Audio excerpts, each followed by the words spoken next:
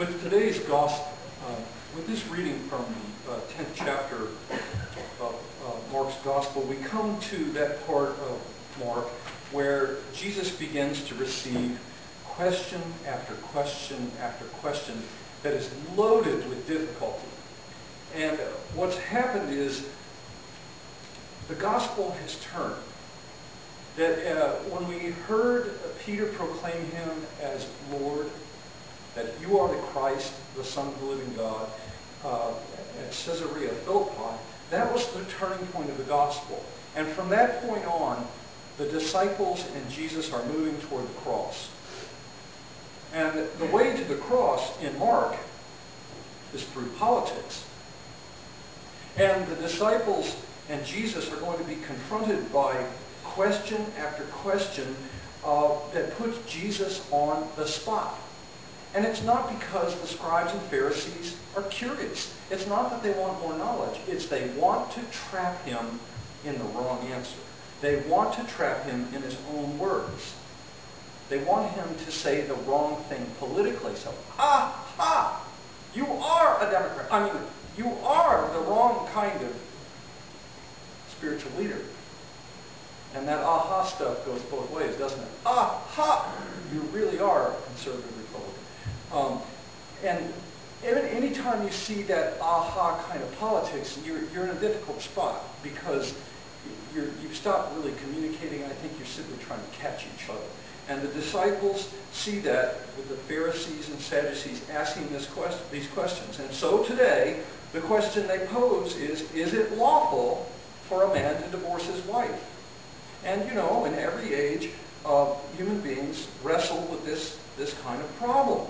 But the Pharisees, again, are not trying to find knowledge so much as they are trying to trip him up. A debate raged among scholars of the time. 2,000 years ago, they wanted to, there were two groups. And one, the lenient group, thought any excuse would do. If your wife burned your toast or burped at dinner, that was good enough. And then there was a group who was stricter, and only adultery was adequate grounds for a divorce. Now, please understand an important distinction here between our time and theirs. 2,000 years ago, divorce under Jewish law was a one-way street. Men applied for divorces. Women didn't.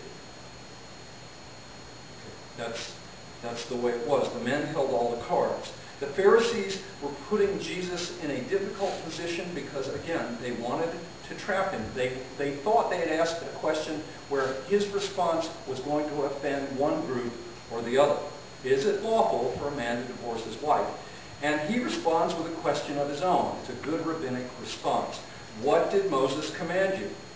The Pharisees said, Moses permitted a man to write a certificate of divorce and send her away. Jesus responded, it was because of your hard hearts that Moses wrote you this law. And then Jesus quotes from Genesis 1:27. At the beginning of creation, God made them male and female. And then he adds Genesis 2:24. For this reason, a man will leave his father and mother and be united to his wife. And the two will become one flesh. So they are no longer two, but one. And then he adds this concluding sentence. Therefore, what God has joined together, let man not separate. And it's important that you really understand how early this appears in the Bible. It's in the second chapter of Genesis. It's in the second page of the Old Testament. What God has joined together almost from the beginning of time, let not man or woman put asunder. It is a divine affirmation of marriage. It is an affirmation of monogamy.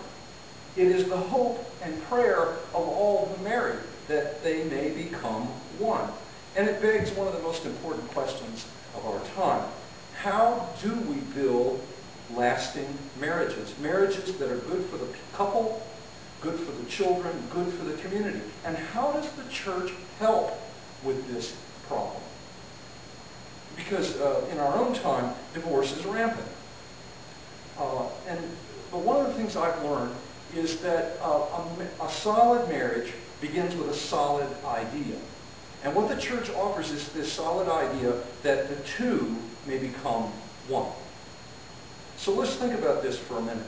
There's a story about Dr. Paul Pompano, a marriage counselor, who tells about talking to a young husband who had been openly critical of his new wife. And Dr. Pompano was trying to explain to this young man how the two become one in marriage. And in a smart aleck response, the young man said, "Yes, but which one?"